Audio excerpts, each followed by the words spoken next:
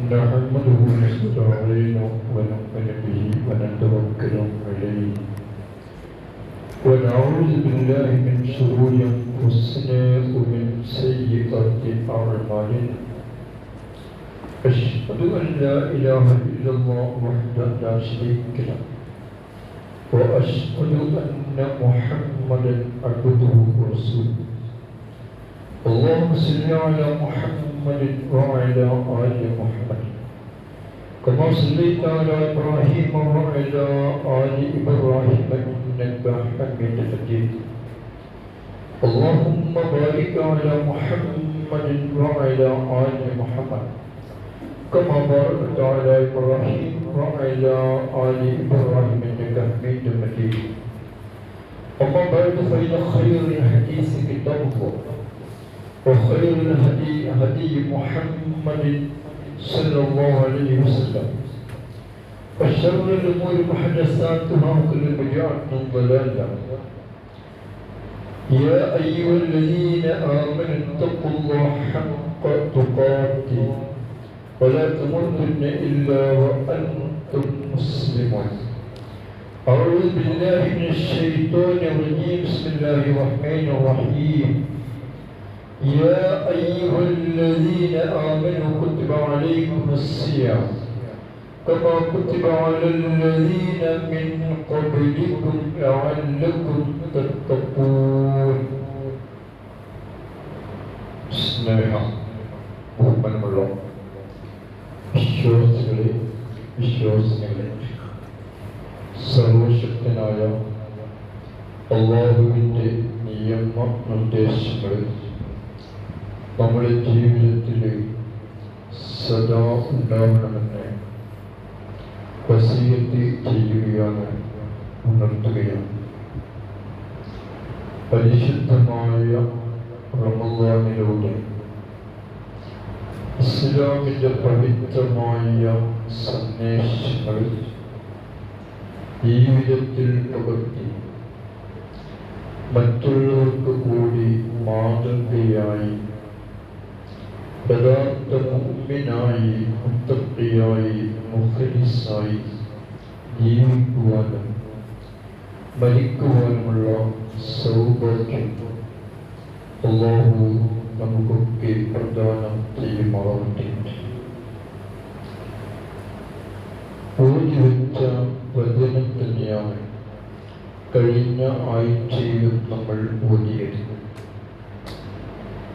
ലഅല്ലക്കും തഖ്വ, എങ്ങനെയാണ് തഖ്വ ഉണ്ടായിത്തീരുക? മുത്തഖിയായി ജീവിക്കുവാനാണ് എന്നും എന്താണ് തഖ്വ എന്നും കഴിഞ്ഞ ഖുത്ബയിൽ നമ്മൾ ശ്രദ്ധിച്ചു. ഇന്ന് എങ്ങനെയാണ് നോമ്പിലൂടെ തഖ്വ ഉൾക്കൊള്ളാൻ കഴിയുക? വിശുദ്ധ ഖുർആൻ നമ്മോടാണ് സംസാരിക്കുന്നത്, ഓരോ വ്യക്തികളോടും സംസാരിക്കുകയാണ്. മാ ലക്കും ലാ തർജൂന ലില്ലാഹി വഖാറാ. നൂഹ് നബി അലൈഹിസ്സലാം തന്റെ ജനങ്ങളോട് അന്ന് ചോദിച്ച, മനുഷ്യാരംഭത്തിൽ ചോദിച്ച ഒരു ചോദ്യം ഖുർആൻ എടുത്ത് ഉദ്ധരിച്ചതാണ്. എന്തിനു വേണ്ടി?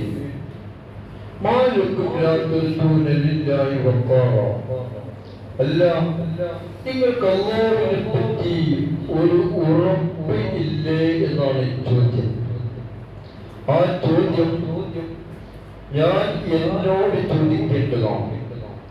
വിശുദ്ധ ഖുർആൻ എന്നോട് ചോദിക്കുന്നതായി ഞാൻ കാണേണ്ടതാണ്. അല്ല, എനിക്ക് അല്ലാഹ് ഉണ്ട് എന്നതിൽ ഒരു ഉറപ്പ് ആയിട്ടില്ലേ എന്ന്. അങ്ങനെ ഓരോരുത്തരും സ്വന്തമായി ഒന്ന് ചോദിക്കേണ്ട ചോദ്യമാണ്.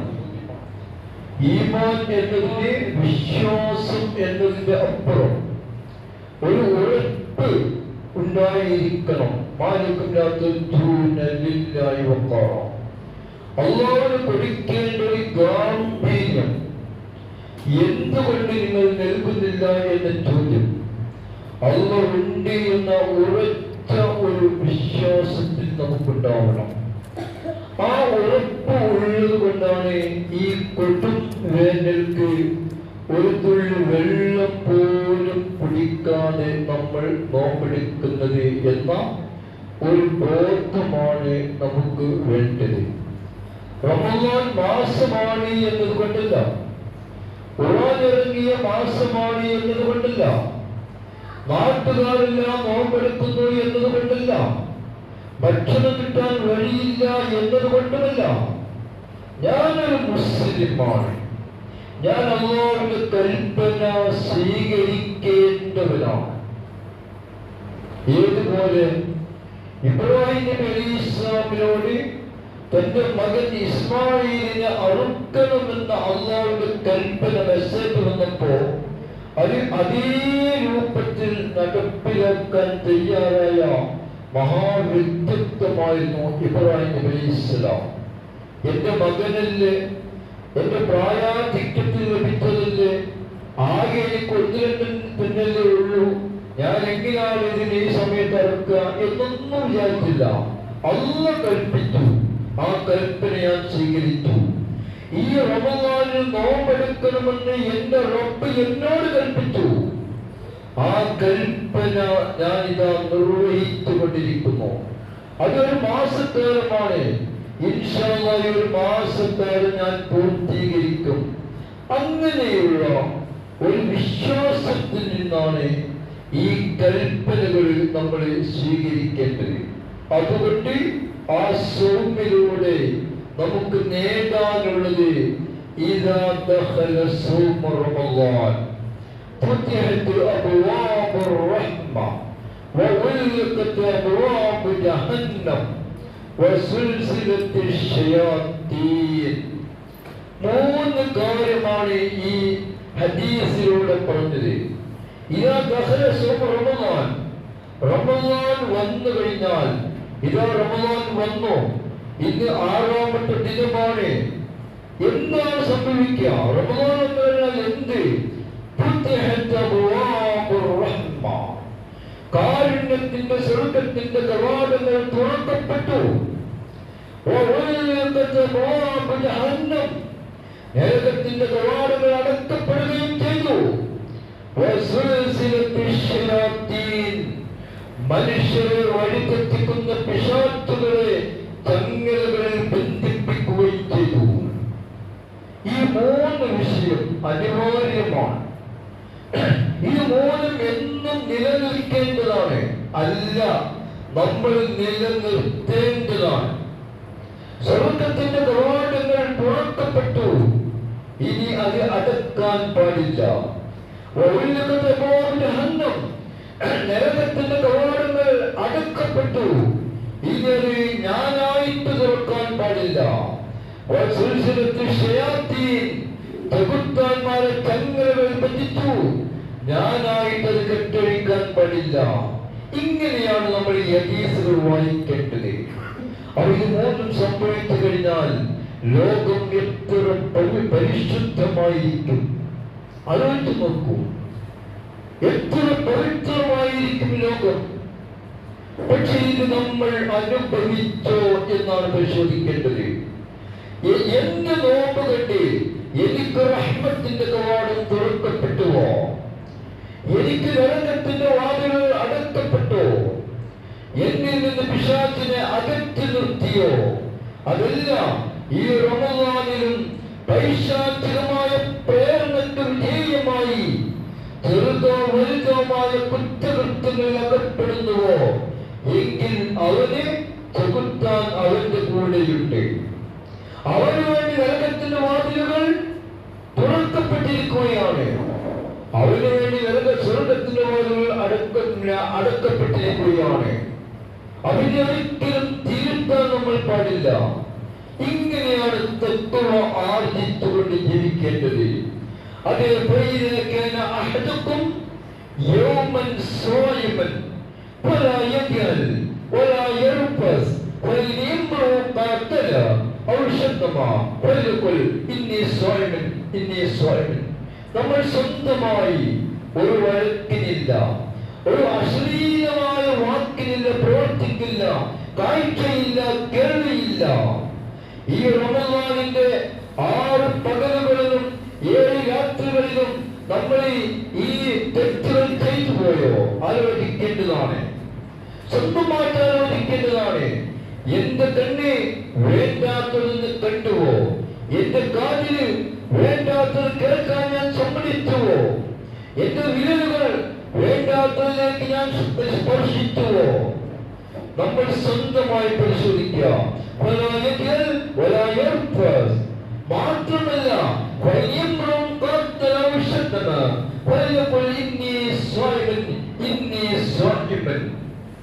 ഞാൻ പരിശുദ്ധനായി ജീവിക്കുകയാണ് നോമ്പിലൂടെ. എന്നാൽ മറ്റുള്ളവർ എന്നോട് ശബ്ദ കൂടുന്നു, വഴക്ക് പറയുന്നു, തിന്മകളിലേക്ക് ക്ഷണിച്ചുകൊണ്ടിരിക്കുന്നു. നമ്മൾ പറയേണ്ടത് എന്നാ, ഞാനൊരു നോമ്പുകാരനാണ്, ഞാൻ നോമ്പുകാരനാണ് എന്ന്. ഇതിന് എനിക്കും നിങ്ങൾക്കും സാധ്യമായിട്ടുണ്ടോ എന്നാണ് പരിശോധിക്കേണ്ടത്. സ്വന്തമായി വഴക്കിനില്ല, അശ്ലീലതയ്ക്കില്ല. മാത്രമല്ല, മറ്റുള്ളവർ ഇങ്ങോട്ട് വന്നാൽ പോലും, ക്ഷമിച്ചാൽ പോലും, അവസരങ്ങൾ സൃഷ്ടിച്ചാൽ പോലും ഞാനതിനില്ല, ഞാനൊരു നോമ്പുകാരനാണ് എന്ന് ഉറക്കെ പറയാൻ നമുക്ക് കഴിയേണ്ടതുണ്ട്. അവിടെയാണ് തഖ്വ. അങ്ങനെയാണ് തഖ്വ സാധിച്ചിരിക്കുന്നത്. ആലോചിക്കണം, ഈ നോമ്പിലൂടെ വിശപ്പും ദാഹവും സഹിക്കുകയാണ്. വെള്ളം യഥേഷ്ടം നല്ല ശുദ്ധ വെള്ളമുണ്ട്, പക്ഷെ കുടിക്കുന്നില്ല. ഭക്ഷണമുണ്ട്, വിശപ്പുണ്ട്, കഴിക്കുന്നില്ല. എന്തുകൊണ്ട്? പടച്ചവന്റെ പ്രത്യേകമായ കൽപ്പനയാണ്. റമദാനിന്റെ പകൽ സമയങ്ങളിൽ അന്നപാനീയങ്ങൾ ഒഴിവാക്കണമെന്ന്. ദമ്പതികൾ പോലും, നവദമ്പതികൾ പോലും റമദാനിന്റെ പകലിൽ ശാരീരിക ബന്ധത്തിൽ ഏർപ്പെടുന്നില്ല. എന്തുകൊണ്ട്? അത് അല്ലാഹുവിന്റെ കൽപ്പനയാണ്. ഇങ്ങോട്ട് വഴക്കടിക്കുമ്പോൾ പോലും അങ്ങോട്ട് തിരിച്ചടിക്കുന്നില്ല. എന്തുകൊണ്ട്? അത് അല്ലാഹുവിന്റെ കൽപ്പനയാണ്. ഇന്ന് ലോകം വികൃതമാക്കുവാനുള്ള കാരണങ്ങൾ എന്ത് എന്ന് നമ്മളൊന്ന് പരിശോധിച്ചു നോക്കുക. മറ്റുള്ളവന്റെ സമ്പത്ത് കവർന്നടിക്കലാണ് ഒന്ന്, അന്യായമായി സ്വന്തമാക്കലാണ് ഒന്ന്. രണ്ടാമത് പരസ്ത്രീ ബന്ധമാണ്, പരപുരുഷ ബന്ധമാണ് രണ്ടാമത്. എന്നാൽ ഒന്ന് ആലോചിച്ച് നോക്കൂ, സ്വന്തം അധ്വാനിച്ചുണ്ടാക്കിയ ഭക്ഷണം, സ്വന്തം കിണറ്റിലെ വെള്ളം ആരോട് ചോദിക്കേണ്ടതില്ല, കുടിക്കാനും എടുക്കാനുമൊന്നും. അത് നമുക്ക് അനുവദിക്കപ്പെട്ടതാണ്. പക്ഷേ റമദാനിന്റെ പകലിൽ എടുക്കാത്തവരാണ്. പിന്നെ എങ്ങനെയാണ് റമദാൻ കഴിഞ്ഞാൽ മറ്റുള്ളവരുടെ സമ്പത്ത് കവർന്നെടുക്കുക? ഒരിക്കലും ഒരു നോമ്പുകാരന് സാധ്യമല്ല. സാമ്പത്തികമായ വിശുദ്ധി ഇവിടെ നിലനിർത്തുകയാണ്. സ്വന്തം ഇണിയെപ്പോലും ബന്ധപ്പെടാൻ മടിച്ചു നിൽക്കുന്ന, ഇല്ല വേണ്ടെന്ന് വെക്കുന്ന ഈ ദമ്പതികൾ എങ്ങനെയാണ് പരസ്ത്രീ ബന്ധത്തിൽ ഏർപ്പെടുക? അല്ലാഹുവിന്റെ കൽപ്പന മാനിച്ചാണ് നിലനിർത്തിയെങ്കിൽ അതിന് സാധ്യമല്ല. ഇങ്ങോട്ട് ശണ്ട കൂടാൻ വന്നവരോട് പോലും ഞാൻ നോമ്പുകാരനാണ് എന്ന് പറഞ്ഞ് മാറി നിന്ന 30 ദിവസം പരിശീലനം നേടി ട്രെയിനിങ് നേടിയാൽ ഈ 31ാമത്തെ ദിവസം എങ്ങനെയാണ് മറ്റുള്ളതിനോട് വഴക്കിന് അങ്ങോട്ട് പോവുക? ഇല്ല, സാധ്യമല്ല. ഇത് ആലോചിച്ച് നോക്കൂ. ഈ നോമ്പിലൂടെ നമ്മൾ നേടിയെടുക്കുന്നത്, സമൂഹം നേടിയെടുക്കുന്നത്, ലോകം നേടിയെടുക്കുന്നത് സമാധാനത്തിന്റെ സന്ദേശമാണ്. സന്ദേശമല്ല, സമാധാനത്തിന്റെ ട്രെയിനിങ് ആണ്, പരിശീലനമാണ്. ലോക സമാധാനത്തിന് വേണ്ടി, ലോക സൗഹൃദത്തിന് വേണ്ടി, ലോക ഐക്യത്തിന് വേണ്ടി പരിശ്രമിക്കുകയാണ് ഈ നോമ്പിലൂടെ. മുസ്ലിം എന്ന നിലക്ക് നോമ്പെടുക്കുന്ന നമുക്ക് ഇതിന് എങ്ങനെയാണ് പിന്നീട് മറിച്ച് സാധിക്കുക? ഒരിക്കലും സാധ്യമല്ല എന്ന് നമ്മൾ തിരിച്ചറിയണം. ഈ തിരിച്ചറിവാണ് നമുക്ക് വേണ്ടത്. ഞാനൊരു നോമ്പെടുത്തവനായിരുന്നോ എന്ന് ഞാൻ തന്നെ പരിശോധിക്കേണ്ടതാണ്. ഞാൻ നോമ്പുകാരനായിരുന്നുവോ ഞാൻ തന്നെ പരിശോധിക്കേണ്ടതാണ്. ആത്മവിശുദ്ധിയുടെ, സാമ്പത്തിക അച്ചടക്കത്തിന്റെ, സാമൂഹ്യ ധാർമ്മിക സംസ്കാരത്തിന്റെ പരിശീലനമാണ് നോമ്പ്. അതാണ് അതൊരു പരിചയാണ് എന്ന് പറഞ്ഞത്. നോമ്പെടുത്ത് ഒരു നവലോകത്തെ സൃഷ്ടിക്കുവാനാണ്, ഒരു മനുഷ്യ ലോകത്തെ സൃഷ്ടിക്കുവാനാണ് നാം ഓരോരുത്തരും ചെയ്യാവേണ്ടത്. മനുഷ്യത്വമുള്ള ഒരു ജീവിതമാണ് നമ്മൾ കാഴ്ചവെക്കേണ്ടത്. അതിന് നമുക്ക് സാധ്യമായിട്ടുണ്ടോ എന്ന് നമ്മൾ പരിശോധിക്കേണ്ടതാണ്. ഈ നോട്ടിന്റെ 6-ാം ദിനം ഉമറുള്ളാനെ പോലെ മാറാൻ നമ്മൾ തയ്യാറുണ്ടോ എന്നാണ്. ഉമർ മാറിയതുപോലെ ഒരു മാറ്റം നമ്മുടെ ജീവിതത്തിൽ കൊണ്ടുവരാൻ സാധ്യമാണോ എന്നാണ് നമ്മൾ പരിശോധിക്കേണ്ടത്.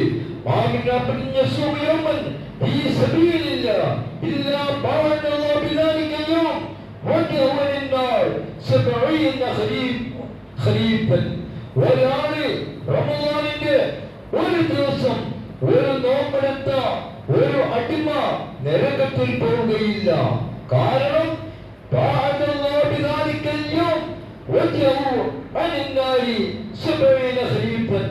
70 വർഷത്തെ യാത്രക്ക് സമാനമായ ദൂരം അവന്റെ നരകത്തിൽ നിന്ന് അല്ലാഹ് അകറ്റി നിർത്തുന്നതാണ് ഒരു ദിവസത്തെ നോമ്പ്. പക്ഷെ ആ നോമ്പ് ഒരു കണ്ടീഷൻ ഉണ്ട്. അള്ളാഹുവിന്റെ മാർഗത്തിലായിരിക്കണം. അള്ളാഹുവിന്റെ മാർഗത്തിൽ എന്റെ നോമ്പ് അള്ളാഹുവിന് ഇഷ്ടപ്പെട്ട രൂപത്തിലായിരിക്കണം. അള്ളാഹ് കൽപ്പിച്ചതുപോലെ ആയിരിക്കണം. ഈ പ്രീതി ഉദ്ദേശിച്ചുകൊണ്ട് മാത്രമായിരിക്കണം. ആലോചിച്ച് നോക്കൂ. നോമ്പ് തുറന്നു കഴിഞ്ഞാൽ ഒരു പാട്ടുണ്ടല്ലോ, എന്റെ ദാഹം മാറിപ്പോയി, എന്റെ നിരമ്പുകളെല്ലാം നനഞ്ഞു, അത് രണ്ടും കഴിഞ്ഞു. പെട്ടെന്ന് സംഭവിക്കും. മൂന്നാമത്തെ എനിക്ക് പ്രതിഫലം ഉറപ്പിച്ചു. അവിടെ പറയുന്നു ഇൻഷാ അല്ലാഹ്, അല്ലാഹ് ഉദ്ദേശിച്ചാൽ ആ പ്രതിഫലം ഉറപ്പിക്കാൻ നമുക്ക് കഴിയണം. അതിനുവേണ്ടി നമ്മൾ നോമ്പെടുക്കുക, മുത്തഖിയായി നോമ്പെടുക്കുക. ജീവിതാവസാനം വരെ തഖ്വ നിലനിർത്തുവാൻ വേണ്ടി നമ്മൾ എന്താണെങ്കിലും എവിടെയാണെങ്കിലും ആരോട് കൂടിയാണെങ്കിലും ഏത് സന്ദർഭങ്ങളിലാണെങ്കിലും ശരി തഖ്വ കഴിയുന്നതിനായി ജീവിക്കാൻ നമുക്ക് കഴിയേണ്ടതുണ്ട്. ഈ നോമ്പ് തുറന്നു കഴിഞ്ഞാൽ ഒന്നുകൂടി പ്രാർത്ഥിക്കാം, റബ്ബനാ തഖബ്ബൽ മിന്നി, അല്ലാഹുവേ എന്നിൽ നിന്ന് ഇതിനെ സ്വീകരിക്കണമേ എന്ന് ഒന്നുകൂടി കൂട്ടിച്ചേർക്കാം. ഇന്നത്തെ നോമ്പിനേക്കാൾ സുന്ദരമായ, പവിത്രമായ, പരിശുദ്ധമായ രൂപത്തിൽ നാളെയും നോമ്പെടുക്കാനുള്ള തൗഫീഖ് എനിക്ക് നീ നൽകണമേ എന്ന് ഒരൊറ്റ നോമ്പ് നഷ്ടപ്പെടാൻ സാധ്യമല്ലാത്ത വിധം പതിറ്റാണ്ടുകളായി ഒരു നോമ്പ് പോലും നഷ്ടപ്പെടാത്ത ആളുകൾ എനിക്കറിയാം. എന്തുകൊണ്ട് ഈ പ്രാർത്ഥനയാണ്? ഇന്നത്തെ നോമ്പ് സ്വീകരിക്കണമേ എന്ന്, നാളെ നോമ്പെടുക്കാനുള്ള തൗഫീഖ് നൽകണമേ എന്ന്. ഇന്ന് നമ്മൾ ഇതുവരെ നോമ്പെടുത്തു.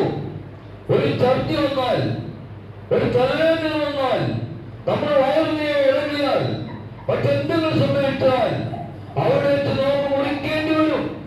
അങ്ങനെ ഒരു അവസ്ഥ നമുക്ക് ഇല്ലാതിരിക്കട്ടെ.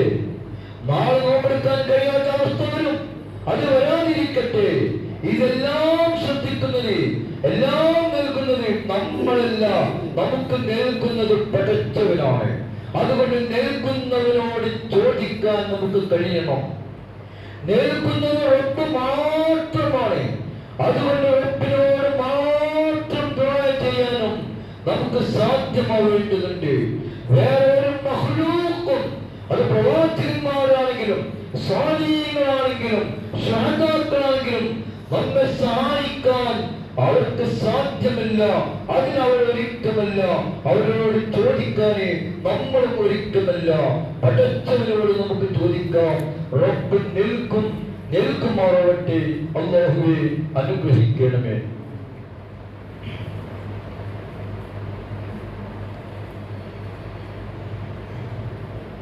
അൽഹംദുലില്ലാഹ് നഹ്മദുഹു വനസ്തഈനുഹു വനു'മിന്നു ബിഹി വനതവക്കലു അലൈഹി.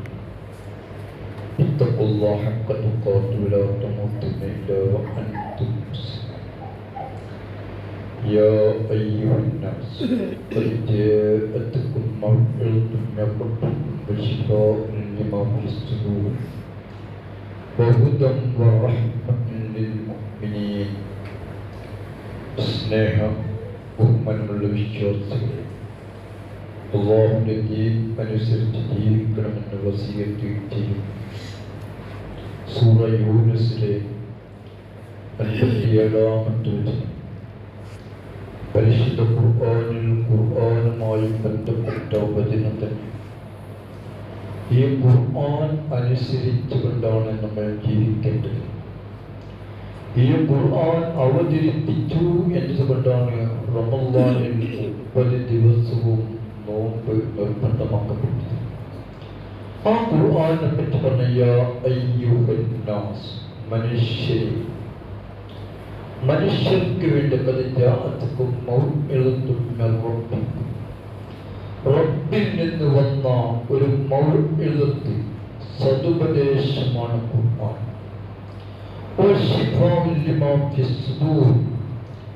ഹൃദയത്തിന്റെ മാലിന്യങ്ങളെ അകറ്റിക്കളയുന്ന ഒരു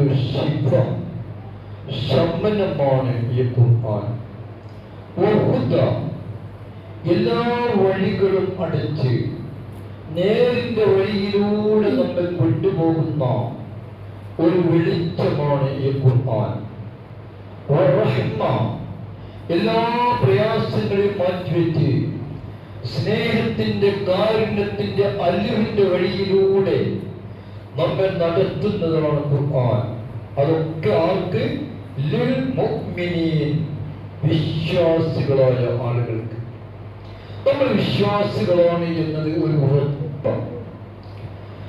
ഖുർആനിൽ നമ്മൾ വിശ്വസിക്കുന്നു, അല്ലാഹുവിൽ വിശ്വസിക്കുന്നു, പരലോകത്തും വിശ്വസിക്കുന്നു. ഈ ഖുർആനാണ് നമുക്കൊരു സദുപദേശം നൽകുന്നത്. അപ്പൊ ഖുർആൻ നൽകുന്നതൊക്കെ മൗഇദത്താണ്. ഈ മൗഇദത്ത് നമ്മൾ പിന്തുടരേണ്ടതാണ്, നമ്മൾ സ്വീകരിക്കേണ്ടതാണ്. അതിന് എതിര് പ്രവർത്തിക്കാൻ പറ്റില്ല. പരീക്ഷ, ലോട്ടറി ഇതുപോലുള്ള കാര്യങ്ങൾ നിഷിദ്ധമാണ് എന്ന് അള്ളാഹ് പറയുമ്പോൾ അള്ളാഹ് നമ്മെ ഉപദേശിക്കാണ്, മോനെ നീ അങ്ങനെ അങ്ങോട്ട് പോകരുത് കേട്ടോ എന്ന്, നീ അങ്ങനെ ചെയ്യരുത് എന്ന് പറയാണ്. തെറ്റായ കാര്യങ്ങൾ എന്തൊക്കെ വിശുദ്ധ ഖുർആൻ പറഞ്ഞോ അത് നമ്മോട് നേരെ പറയാണ്, നിങ്ങളത് ചെയ്യരുത് കേട്ടോ എന്ന്. അതാണ് മൗഇദത്തും മിർ റബ്ബിക്കും. അത് റബ്ബിൽ നിന്നുള്ള ഉപദേശമാണ്. പിതാവിന്റെയും മാതാവിന്റെയും ഉപദേശത്തെ നമ്മൾ കേൾക്കും. വലിയവരുടെയും അധ്യാപകരുടെയും ഉപദേശത്തെ കേൾക്കും. അതിന്റെ അപ്പുറത്താണ് അല്ലാഹുവിന്റെ ഉപദേശം. മൗഇദത്തും മിർ റബ്ബിക്കും. ആ ഉപദേശത്തിലൂടെ നീങ്ങിയാൽ നമ്മുടെ ഹൃദയത്തിന്റെ ഉള്ളിൽ, മനസ്സിന്റെ ഉള്ളിൽ മാലിന്യങ്ങളും കറകളും ഒന്നും ഉണ്ടാവുകയില്ല. അവിടെ നമുക്ക് ശമനമാണ് വരുന്നത്. നേർവഴിയിലൂടെ അനുസരിക്കാം, കാരുണ്യമാണ് ലഭിക്കാം, മുഅ്മിനായി ജീവിക്കണം. അവ നമ്മൾ മനുഷ്യരാണ്, വിശ്വാസികളാണ്, നോമ്പുകാരാണ്. അതുകൊണ്ട് ഖുർആൻ പറഞ്ഞ ഈ മൗഇദ, ഈ ശിഫ, ഈ ഹുദ, ഈ റഹ്മ അതൊക്കെ നമുക്ക് ലഭ്യമാവണം. അതിനനുസരിച്ചുള്ള നിലപാടുകൾ നമ്മുടെ ജീവിതത്തിൽ ഉണ്ടാക്കിയെടുക്കണം. മാറ്റേണ്ടത് മാറ്റുക തന്നെ വേണം, തിരുത്തേണ്ടത് തിരുത്തുക തന്നെ വേണം. എന്തിനു വേണ്ടി? സ്വർഗത്തിന് വേണ്ടി, നന്മക്ക് വേണ്ടി, ലോകത്തിന്റെ നന്മയ്ക്ക് വേണ്ടി ഇന്ന് നമ്മുടെ നാട് പോകുന്ന പോക്ക് ഞാനത് പറയേണ്ടതില്ല. നിങ്ങൾക്കൊക്കെ അറിയാം. മാതാപിതാക്കളും മക്കളൊക്കെ തമ്മിലുള്ള ബന്ധങ്ങൾ, കുടുംബ ബന്ധങ്ങൾ, വിദ്യാർത്ഥികൾ തമ്മിലുള്ള ബന്ധങ്ങൾ, ഒരു ശിഷ്യ ബന്ധങ്ങൾ, അതൊക്കെ അറ്റ മുറിഞ്ഞിങ്ങനെ പോകാം. 2 പെൺകുട്ടികള് നമ്മുടെ നാട്ടിൽ നിന്ന് ബോംബെ എത്തിയില്ലേ? അവർ അന്വേഷിച്ച് 17 വയസ്സ് എന്ന് പറഞ്ഞപ്പോ പത്രക്കാരോട് അവർ തിരുത്താൻ, ഞങ്ങൾ 17 അല്ല 18 ആയി. 17 എന്ന് പറഞ്ഞാൽ ഞങ്ങൾ പോലീസ് അന്വേഷിച്ച് പിടിക്കാൻ വേണ്ടിയാണ്, ഞങ്ങൾ സ്വാതന്ത്ര്യം നഷ്ടപ്പെടുത്തുകയാണ് എന്ന്. അപ്പൊ 18 വയസ്സ് പൂർത്തിയായാൽ എന്തുമാവാമെന്നൊരു ചിന്ത നമ്മുടെ നാട്ടിലുള്ള പെൺകുട്ടികൾക്കൊരു വന്നു പോയിട്ടുണ്ടെങ്കിൽ നമ്മൾ ആലോചിക്കേണ്ടതുണ്ട്. എവിടെ എത്തിപ്പോയി എന്നത്, നമ്മൾ എവിടെ എത്തിയെന്ന് നമ്മൾ ആലോചിക്കണം. ഈ നോമ്പിലൂടെ ഒരു വലിയ മാറ്റമാണ് വേണ്ടത്. അത് നമ്മൾ സജ്ജരാവുക. അല്ലാഹു നമ്മെ സഹായിക്കുമാറാകട്ടെ. അല്ലാഹുവേ, പരിശുദ്ധമായ നോമ്പ് ഞങ്ങൾ എടുത്തതെല്ലാം നീ സ്വീകരിക്കണമേ അല്ലാഹ്. ഇനിയുള്ള നോമ്പ് പരിപൂർണമായി നോൽക്കുവാനും നീ സ്വീകരിക്കുന്ന മാർഗത്തിൽ നോറ്റെടുക്കാനുള്ള സൗഭാഗ്യം ഞങ്ങൾക്ക് നീ നൽകണമേ അല്ലാഹ്. അല്ലാഹുവേ, ഞങ്ങളുടെ ജീവിതത്തിൽ വന്ന ചെറുതും വലുതുമായ നിസ്സാരമായ ഗുരുതരമായ രഹസ്യവും പരസ്യവുമായ എല്ലാ തെറ്റുകളും ഞങ്ങൾക്ക് നീ പുറത്തു തരണമേ അല്ലാഹ്. അല്ലാഹുവേ, ആരുടെ മുമ്പിലും ഞങ്ങളെ നീ അപമാനിക്കരുത്. അല്ലാഹുവേ, പരിശുദ്ധമായ ഒരു ജീവിതത്തിന് ഞങ്ങൾക്ക് നീ സൗഭാഗ്യം നൽകി അനുഗ്രഹിക്കണമേ നാഥ. അല്ലാഹുവേ, എല്ലാ ബന്ധങ്ങളും ചേർത്ത് പിടിച്ച് സ്നേഹമുള്ള ഒരു കുടുംബ ജീവിതം, ഒരു സാമൂഹ്യ അന്തരീക്ഷം, ഒരു അയൽപക്ക ബന്ധം ഞങ്ങൾക്ക് നീ അനുഗ്രഹീതമായി ചൊരിഞ്ഞു നൽകണമേ അല്ലാഹ്. അല്ലാഹുവേ, ശാരീരികമായും മാനസികമായും ഞങ്ങൾ നേരിടുന്ന എല്ലാ വിഷമങ്ങളും പ്രയാസങ്ങളും നീക്കിത്തരണമേ അല്ലാഹ്. അല്ലാഹുവേ, ഞങ്ങൾക്ക് നീ സൗഭാഗ്യം നൽകി അനുഗ്രഹിക്കണമേ നാഥ. സാമ്പത്തികമായി പ്രയാസപ്പെടുന്ന ഞങ്ങളെ അതിൽ നിന്ന് നീ കരകയറ്റണമേ അല്ലാഹ്. കടബാധ്യതകളിൽ നിന്ന് രക്ഷപ്പെടുത്തണമേ അല്ലാഹ്. അല്ലാഹുവേ, നിന്റെ മാർഗത്തിൽ ജീവിക്കാനുള്ള സൗഭാഗ്യം നൽകി അനുഗ്രഹിക്കണമേ അല്ലാഹ്. അല്ലാഹുവേ, പരിശുദ്ധ ഖുർആൻ പഠിക്കുവാനും അത് പാരായണം ചെയ്യുവാനും അത് ഉൾക്കൊണ്ട് ജീവിക്കുവാനുമുള്ള സൗഭാഗ്യം ഞങ്ങൾക്ക് നീ അനുഗ്രഹിക്കണമേ അല്ലാഹ്. അല്ലാഹുവേ, എല്ലാവിധ കുറ്റകരമായ പാപകരമായ തെറ്റായ എല്ലാ പ്രവൃത്തികളിൽ നിന്നും ഞങ്ങളെ നീ അകറ്റി നിർത്തണമേ അല്ലാഹ്. നരകത്തിൽ നിന്ന് അകറ്റണമേ അല്ലാഹ്. സ്വർഗ്ഗം നൽകി അനുഗ്രഹിക്കണമേ അല്ലാഹ്. ഞങ്ങളുടെ ഖബർ ജീവിതം നീ നന്നാക്കി തരണമേ അല്ലാഹ്. മുസ്ലിമായി ജീവിപ്പിക്കണമേ അല്ലാഹ്. മുസ്ലിമായി മരിപ്പിക്കണമേ അല്ലാഹ്. ഞങ്ങളിൽ നിന്ന് മരണപ്പെട്ടു പോയ ഞങ്ങളുടെ മാതാപിതാക്കൾ, കൂട്ടുകാർ, കുടുംബങ്ങൾ, അയൽവാസികൾ എല്ലാവർക്കും നീ പുറത്തു കൊടുക്കണമേ അല്ലാഹ്. അവരുടെ ഖബറുകളിൽ നീ വിശാലമാക്കണമേ അല്ലാഹ്. മഹ്ശറിൽ അനുഗ്രഹീതമായ രൂപത്തിൽ ഞങ്ങളെ നീ ഒരുമിച്ച് കൂട്ടണമേ അല്ലാഹ്.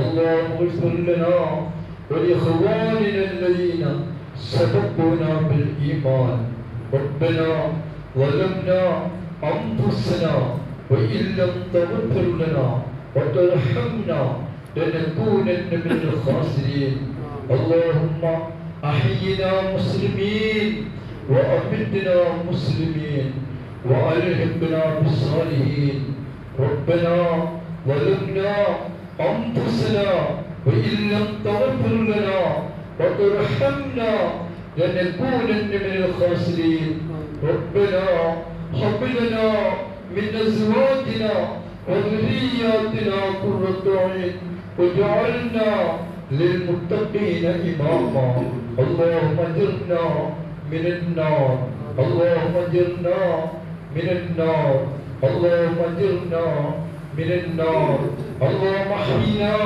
على الكتاب والسنة وأمتنا مع الإيمان والتوبة ربنا ظلمنا أنفسنا وإن لم تغفر لنا وترحمنا لنكونن من الخاسرين ربنا آتنا في الدنيا حسنة وفي الآخرة حسنة وقنا عذاب النار ربنا تقبل منا ربنا تقبل منا ربنا تقبل منا وآخر دعوانا أن الحمد لله رب العالمين